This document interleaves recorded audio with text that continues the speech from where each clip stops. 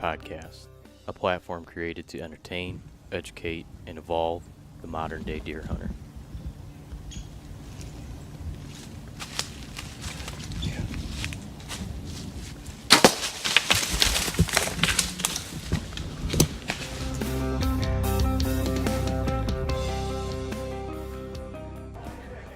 Where are you getting the coffee from? Oh, up at the concessions? I'm paying for it. It's worth it. Heck yeah. I was up at 5:30 this morning. Did you do a little workout this morning? Nah, got up at 5:30, scrolled Facebook, Instagram, what's going on in the news, shower, get up, load up the box of all the merch that we're almost sold out of, and yeah, drive over here.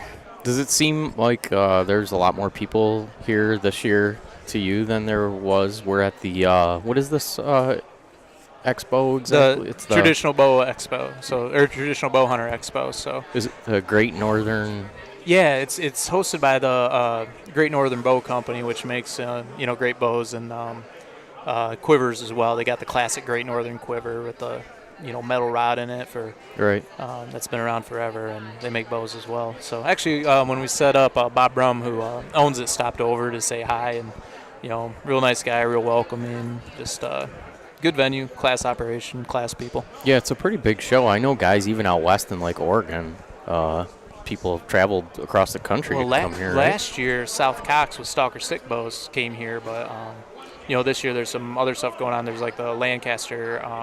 Yes, I saw that. Traditional Archery Classic going on too, but it's packed here. Traditional Bowhunter magazine is here, which is awesome. Actually, as we're talking here, Carrie from there is over at the booth. Sitka is here. They're a supporter. Both of them are supporters of Backcountry Hunters and Anglers. We're here at the Backcountry Hunters and Anglers booth. Bears here. Selway Quivers is here. You've talked to them before, but they're supporters of BHA too. Right. Yeah, we're going to talk to them. We're going to sit down with them later tonight. Yep. So, yeah, but it just seemed like there was a lot more people here. I don't know, vendors and just people in general. It seemed more crowded than I remember it being last year. I think it might be. I think there might be more people here. I hope we had something to do with it. We have 93 people RSVP'd to come to our pint night later tonight. So, I don't know how many of them were going to be here anyways, or if they're coming here because of that. That many people? Yeah. Wow. No kidding. Yeah. But, I think that the interest in traditional archery is growing, Yeah, I think you nailed it. It's not just old folks that have always done trad. There's a lot of young folks here, a lot of young adults in their 20s and 30s. Do you know, I noticed there's a lot more girls here this year, too. Yeah. Last year, I think I saw one or possibly two females at this whole venue. And, there's maybe 25% of the population here is female, but that's a lot more than it was last year. There's a few people here I know that bought their first trad bow today. Really? That are into it. So we're growing. Within our Backcountry Hunters and Anglers board, there's a fair number of trad archers, and I think it's spreading. Right. Yeah, well, there seems to be a renaissance about it in general. I don't know if it's the social media aspect of it or certain people that are driving it, or if it's just people in general kind of maybe backing off some of the advancements in technology, getting back to a simpler way. I can only speak for me. For me, I always had an interest in it, but the more it seemed like I was spending my archery time with my compound bow, tinkering with the setup, adjusting gadgets, buying new gadgets to attach to it, I think you hit a plateau point. You hit a plateau point where you feel like you're operating a mechanism, you're operating a contraption, and you're spending an inordinate amount of your time, tuning things with your Allen wrench and micro adjusting everything. And you're doing maintenance and you're doing tuning and you're operating a mechanism. At some point you hit at least I felt like I hit a wall where I no longer felt like I was shooting a bow. And I'm not saying that like compound is like any less or anything like that. It takes an incredible amount of time of accuracy and precision and time and investment to get accurate and consistently accurate and with those perfect forms that make you a great archer. So I'm not detracting from that and the folks that put that hard work into that. I just know that personally I felt more like I was operating a contraption than shooting a bow, and I want to get back to shooting a bow. I wanted that, I think that's probably why I went to full instinctive shooting rather than, gap shooting or something. I just wanted to kind of feel the bow, to put the time and effort into that.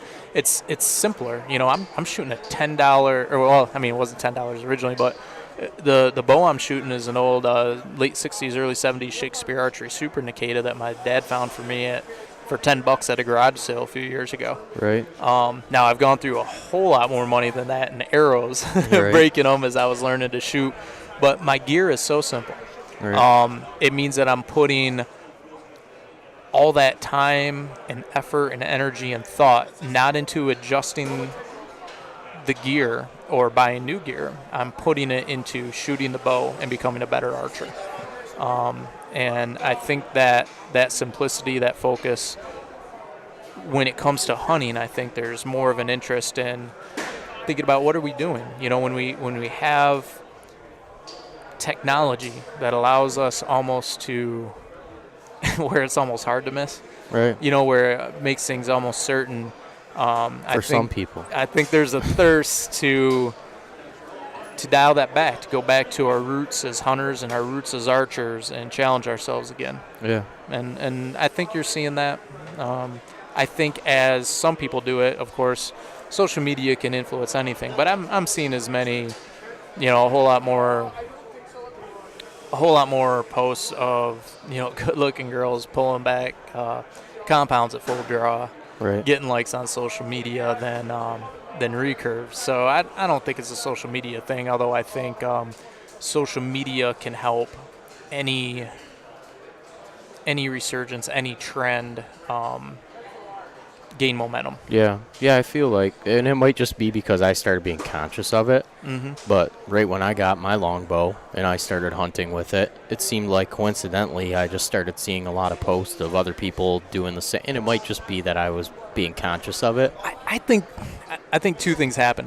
When you start doing it, you're going to, if you're hashtagging your own post, hashtag trad life, struggle stick, trad bow, that kind of stuff, you're going to be shown more people using the same hashtags, right? So your own feed, if you start using those type of hashtags, and you start, tagging or following Traditional Bowhunter magazine or, right, Selway Archery or something, or the Push, you're going to start seeing more of those in your own feed, because you're following more other traditional archers, so more traditional archers are going to follow you follow back. Suddenly, I think anything you do, when I started getting into trail running, suddenly my feed started filling up with trail runners. Yeah. And partly, you ever notice, like, when you get a new car, or you're thinking about buying a car and you're thinking about buying a specific model, suddenly you see that car everywhere. Oh, you know what I mean? If you're looking at, like, I got a Ford Escape. When I was looking at buying my Ford Escape and trying to decide if I'm going to buy that one, suddenly it seemed like I'm seeing Ford Escapes everywhere that I didn't notice. You're just more aware of it. And I think there's a little bit of that going on too for those of us that have jumped into traditional archery in the last couple of years. Yeah, I'd agree with that for sure. Yeah, there is an entire algorithm to all the social media stuff, right? Anything you... Oh, yeah. I mean, don't ask me what that algorithm is. But I mean, like, if you... It's nuts. So my wife will be looking at, like, furniture for the house, right? And she'll be on, like, her iPad, looking at like Wayfair or something, like a kitchen table. Mm-hmm. Well, because I'm logged in on her iPad to my Facebook account, I'll be scrolling my Facebook account on my phone, and the ads that I'm showing are the exact kitchen table that she was looking at on her iPad.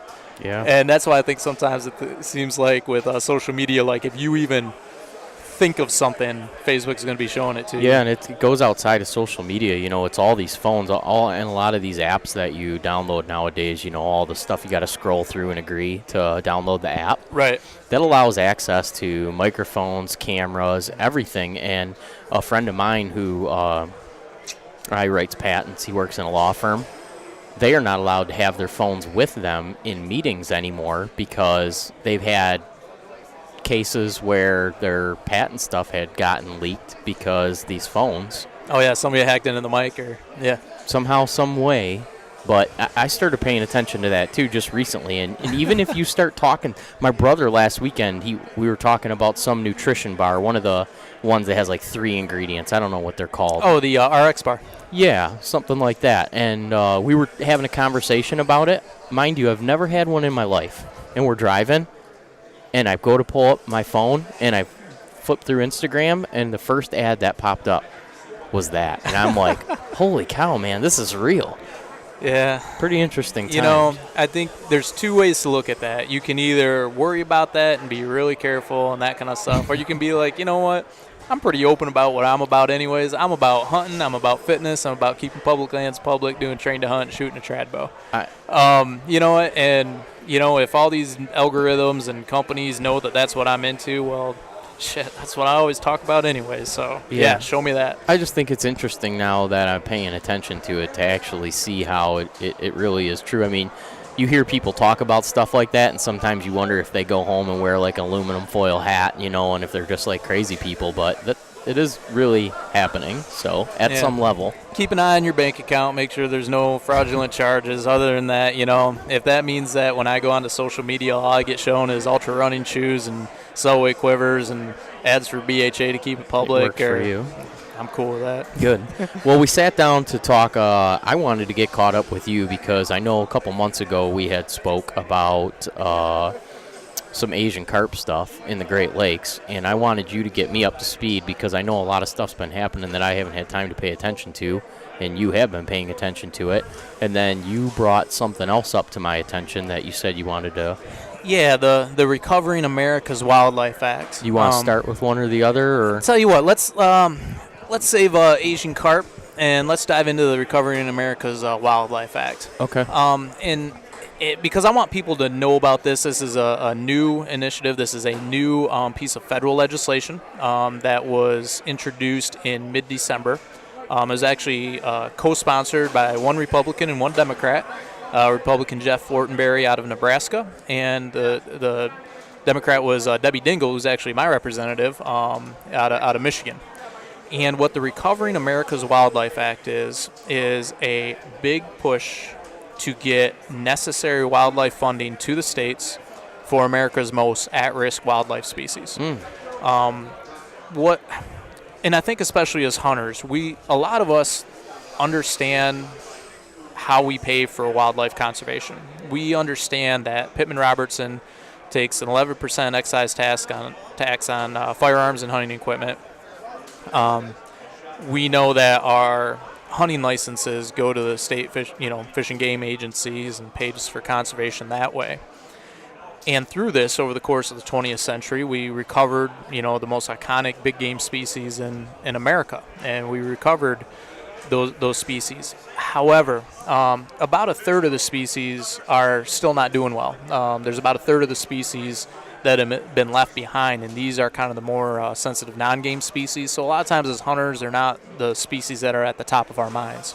But each state has what's called a wildlife action plan, and they renew these every 10 years, and they have a list called the species of greatest conservation need. And they're the ones that aren't doing so hot, the ones that if we don't do something for them pretty soon, those will be the candidates for the threatened or endangered list. And, I think a lot of hunters understand once something goes on the endangered list, it's not coming off. Yeah. we got to do what we can to keep these species off the endangered species list and help them recover. And so what this Recovering America's Wildlife Act does is it takes existing revenue, existing funds from that are generated by royalties from gas and oil development on federally owned public lands, as well as a little bit of the offshore oil development. And because these are federal lands, the federal government gets royalties for the production of that oil. And what it would take some of that and put it through the same mechanism that the Pittman-Robertson Act funds go through and distribute it out to states to implement their wildlife action plans for these at-risk species. Okay. It would be about $1.3 billion total. It would get allocated out to the state wildlife agencies like Michigan's DNR. In fact, Michigan's DNR, I think, it's estimated would get about $30 million a year. Really? For that, which is more than we actually get through Pittman-Robertson now. Wow. And it's a big initiative because the wildlife crisis for that 1/3 of species is dire for some of them. In Michigan, it's species like the Massasauga rattler snake. It's the bald eagle's on that list. Moose are on that list in Michigan. They're not doing so hot. It's the Kirtland's warbler. It's the piping plover, which is an endangered, actually on the endangered list. That's a shorebird along the dune areas of Michigan. So it's species like that, Blanding's turtle, wood turtle. So it's species that we see when we're out there hunting, when we're out there scouting in the summer, when we're doing the other outdoor activities like hiking and backpacking and stuff, that when we're out there. And I think as conservationists, as hunters, we talk about a lot how hunting is conservation. But if we really consider ourselves conservationists, then we can't only be worried about the species that we hunt. If we're real conservationists, we have to worry about all the species.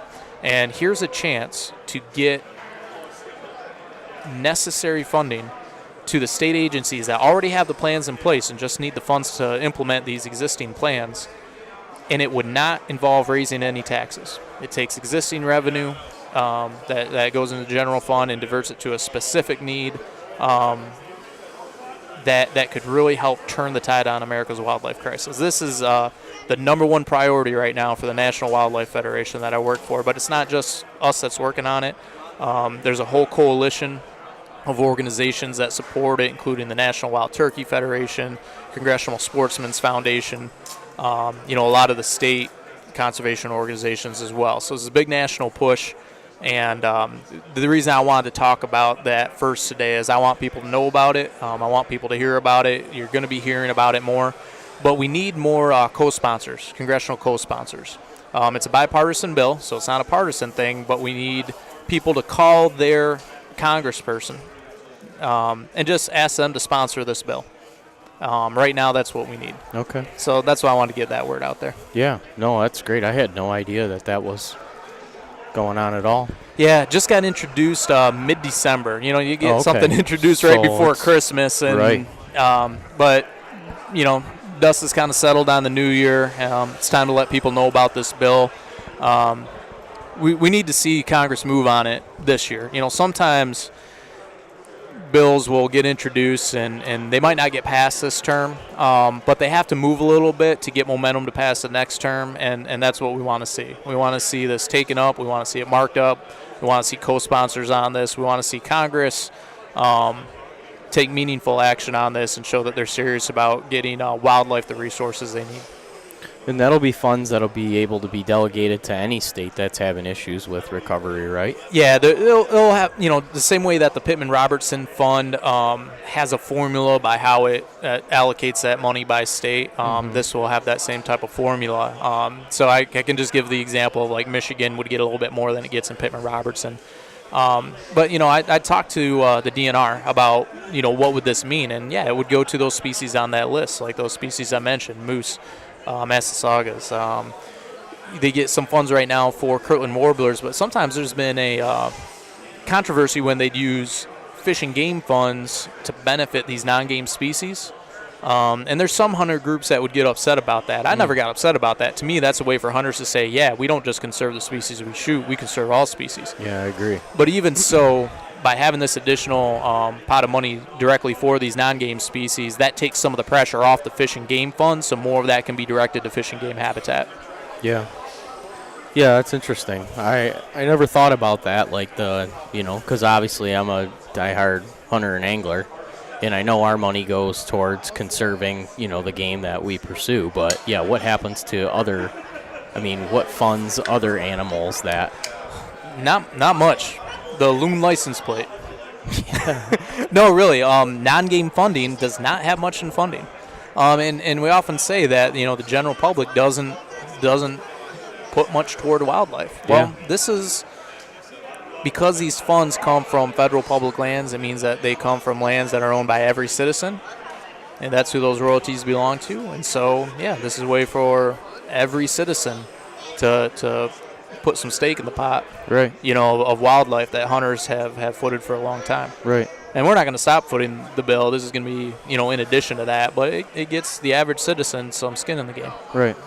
And so we'll repeat again. What can people do? Get in contact. Just call your congressperson, your congressman or your congresswoman for your district, and ask them to co-sponsor the Recovering America's Wildlife Act. Okay. And that's it. I'm going to put that in the show notes. Yep, that's all we need. Okay, yep. Anybody that heard that, you can go to the show notes, and I'll have a direct link to where you can find that.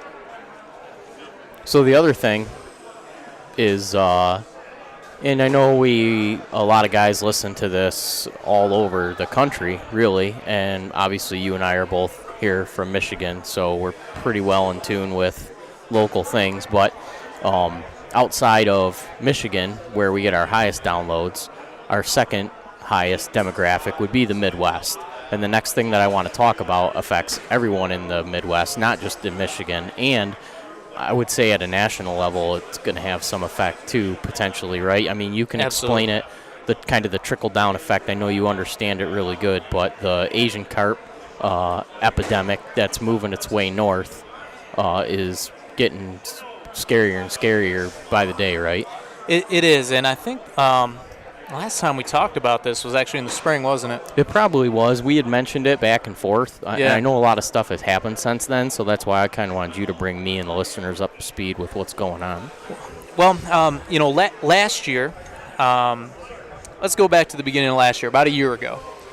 We were expecting at the end of February a plan from the Army Corps of Engineers, and it would be a plan to put in additional defenses against Asian carp in place at the Brandon Road Lock and Dam. I'm going to stop you for 1 second. Yep. Just because the guys that are listening to this that aren't from the Midwest or Michigan, maybe break down just real quick Asian carp, what they are.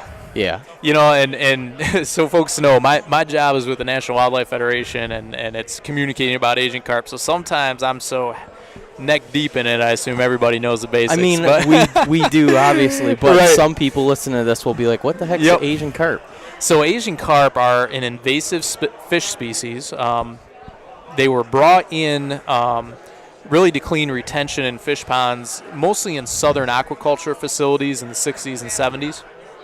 And they're filter feeders, so that's why they clean these ponds. They eat all the muck and the algae at the very bottom of the pool and clean these out. Well, those same characteristics are why they're invasive and harmful out in the wild. And so what happened was the floods of the early 90s, and they started some earlier than that, allowed these fish to escape into the Mississippi River watershed. And because they're such prolific filter feeders, they'll eat all of the base level food source in a river lake system when they get in there. What that means is they'll eat all the algae, all the phytoplankton. It starves out all the fish species further up. So it starves off the prey species and then starves off the predator species, which are often the game fish that we target. And what it means is that they end up taking over a significant chunk of the biomass in any water system they take over. Maybe up to like 90% of the biomass in a given system is going to be Asian carp. There's 4 species of Asian carp.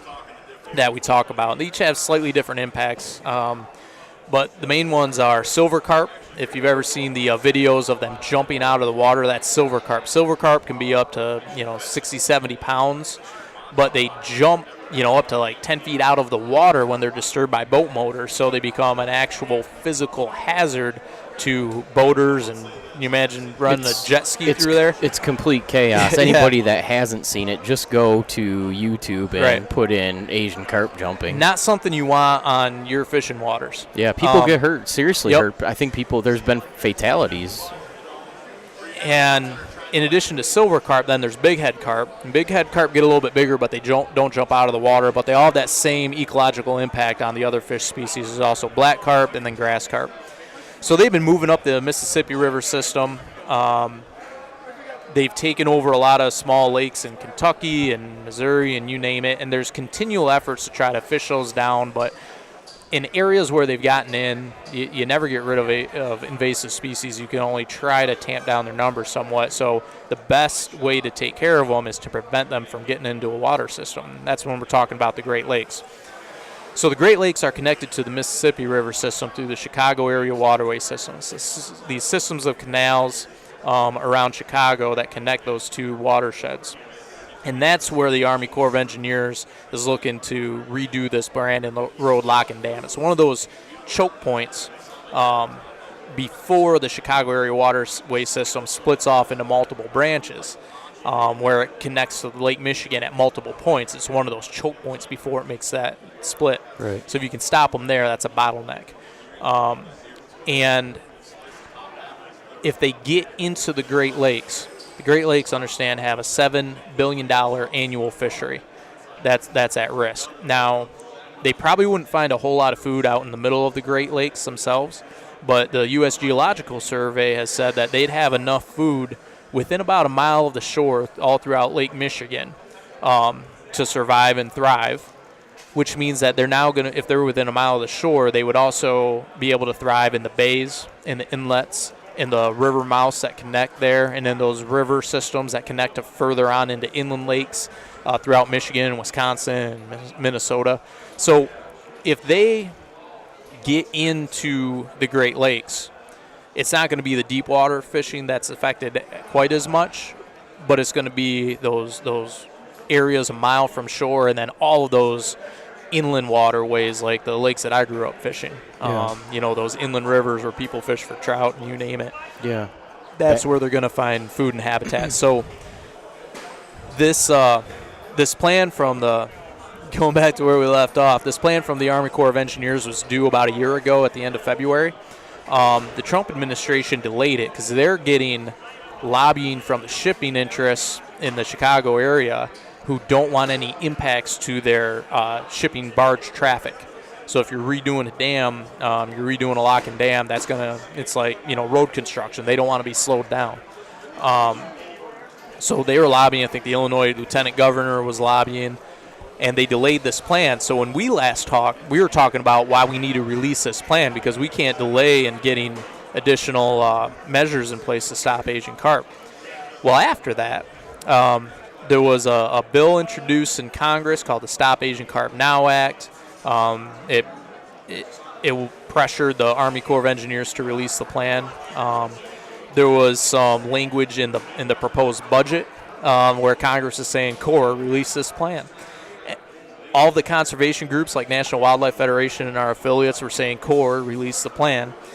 And then in June, a silver carp, a live silver carp, was found 9 miles from Lake Michigan in the Chicago area waterway system. And there's a couple of existing electric barriers in the system. Well, it was found on the Lake Michigan side of those barriers. So it got past those barriers somehow, a live Asian carp. I think that, along with the pressure from Congress and the conservation groups, finally got the Corps to release that plan, even though the Trump administration was opposed to it. And they released that plan in August. And what the plan does is it basically says we're going to take this lock and dam that right now allows fish to get through, and we're going to rebuild it with an engineered channel.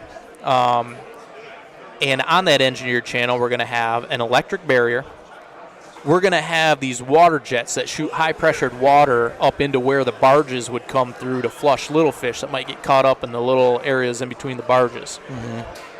They're going to pump complex sound frequencies into that engineered lock channel, because there's certain sound frequencies that they have tested that they found deter certain species of fish. So they'll use the frequencies that deter silver carp and Asian carp, and when they pump those frequencies through the water, not that any one of these is foolproof on its own, but that will help deter them. Right. And then in the actual lock itself, where the water level gets raised and lowered, that whole lock will flush out. So any floating invasive species that may have gotten through there and are just kind of hanging out in the water body will actually get flushed out, and that will fill up with new water. Nice.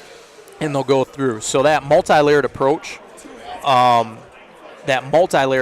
means that what we called it was it's making the Asian carp run the gauntlet. So it's a redundant approach, so you're not relying on one technology. We're taking all the technologies we know of and we're throwing them all at them at one spot. Okay. So I think this is probably a good time if you have questions about that lock, if there's any technical questions that we could try to address those.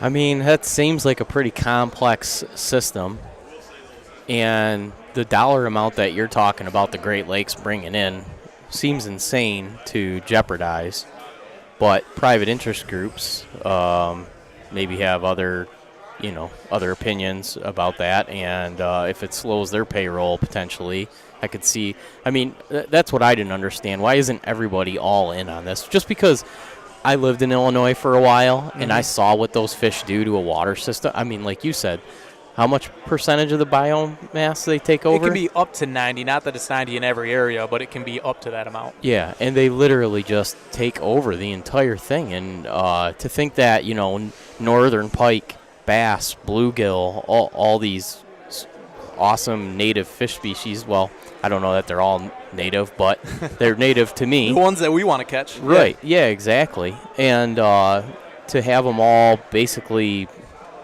I don't know, dissolved, seems like everybody would be right on board to get every level of possible protection in order as quick as possible. You would think. Now, there is the price tag on this, and the price tag is about $275 million to build it.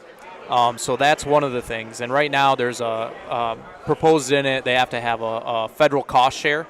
And so that means that some of this has to be funded by like a state sponsor, like a non-federal sponsor. So the state of Illinois, they've already got Asian carp in some of their water bodies. They're not nearly as dependent as a state on the fisheries of the Great Lakes as, say, Wisconsin and Michigan are. So they're balking at having to pay this, So what we're proposing is, because this would affect so many states if they get in there, that this should be a full federal cost share. The federal government should fund that full $275 million and not make Illinois do it, because it's not just like one state that's at stake here. There's multiple states. This is a federal issue. It's a multi-state issue. It's a regional issue. So it's appropriate for full federal cost share. The other thing is there's a maintenance cost to this. So we need to figure out how to do that maintenance cost so it's not all borne by Illinois. But when you think about it, the $275 million, there's going to be some deficit budget hawks that say we should never spend any federal money on anything. Why would you spend $275 million of the federal government? Well, think about a one-time cost of $275 million to save a $7 billion annual industry, right? Yeah. So it's a drop in the bucket in comparison. It's like spending, it's like getting an oil change. It's getting an oil change to prevent it's getting a $50 oil change to maintain the life of your $20,000 car. Right. And it's like somebody saying, I'm not going to we shouldn't spend $50 on an oil change. Well, your car is going to break down. Right. Well, it's the same thing with this. If we don't spend that money, to save the $7 billion sport fishing industry, I mean, you can't, then the fishery is going to break down if these get in, and it's the same thing. So, what's happened then, there was a series of public meetings. National Wildlife Federation was part of a group of 50 sportsmen's and conservation organizations, including backcountry hunters and anglers and TRCP and all the Great Lakes chapters of BHA, Trout Unlimited, the American Sport Fishing Association, Congressional Sportsmen's Foundation, Isaac Walton League, you name it. BASS, B-A-S-S, they supported this. So 50 sports, like heavy-hitting sportsmen's conservation organizations signed a letter that we submitted during the comment period in support of this plan. Mm-hmm. So that was in December when that comment period closed. So that comment period in this plan that they released, it was kind of like a rough draft in the course process. And during that rough draft, they put out that rough draft, take public comments, and they go back to work toward the final draft. And that's the stage that we're in now. Mm-hmm. So the Corps, by June of this year, is expected to do their internal process review. You know, have a what they call an agency decision milestone. Their agency is going to be like, "Yep, this is the one that we're going to do. We're going to go forward on this." Then they go through this big internal review. It goes through Washington, different federal agencies, and that's by February of 2019. Then they take that kind of final draft and they send it out to the states and the other federal agencies like the Fish and Wildlife Service, and for all of them to review. And then they expect to have a final plan, what they call a Chiefs report, done by August of 2019. And it's at that point, when that Chiefs report is finalized, that they can submit it to Congress. Then it has to get authorized by Congress and funded by Congress. And so what we're trying to do, and while I'm on the podcast with you and I appreciate the opportunity, is we're trying to keep this issue elevated. You know, we shouldn't only be talking about carp, Asian carp, when they find a live one. We need to make sure that people keep talking about the urgency of this situation, because the Asian carp aren't waiting on this study. The Asian carp aren't waiting on this lock to get rebuilt. So we can't afford any delays in it. We need to keep pressure up. We need to keep calling our Congress people again, because we want to make sure that when that final report is done in August 2019, or if they finish it sooner, hopefully, that as soon as that's ready, Congress is ready to approve it, ready to fund it, and have zero questions about it. We don't want Congress delaying and debating back and forth that they're going to approve it and fund it, because once that report's ready, we want that to get built as soon as possible. Right. Because even if they start in 2020, it might not get finished until 2025. It seems like a long ways out, but when I think about how long that is, there was an Asian carp, a live Asian carp, a big head carp, found on the Lake Michigan side of the barrier back in 2010. Well, if they had started this process back then in 2010, that barrier would already be built, and it might have stopped the one that got through this summer. Yeah. Is it possible that a few carp get through in the meantime? It's possible.